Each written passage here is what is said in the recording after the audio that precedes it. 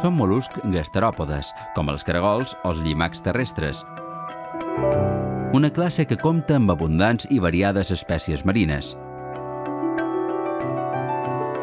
La majoria en diverses formes de closques internes o externes.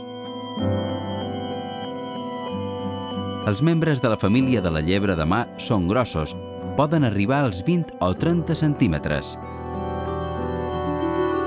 Tenen una closca interna.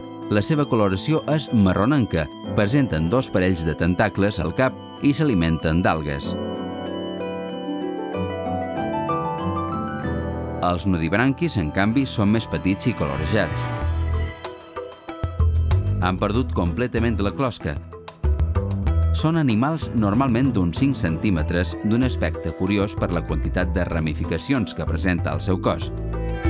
2 parells de tentacles a la boca i al cap.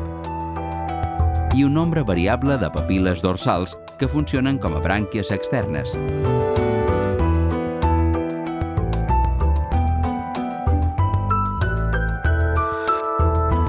Un dels més fàcils d'observar a les nostres costes són les flabelines, de color púrpura rosat.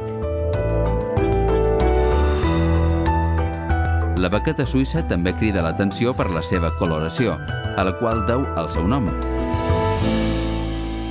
Viu normalment sobre les esponges de les quals s'alimenta. No són les úniques espècies d'aquest grup de coloracions vistoses i formes curioses que ens proporcionen algunes de les imatges més belles dels nostres fons marins.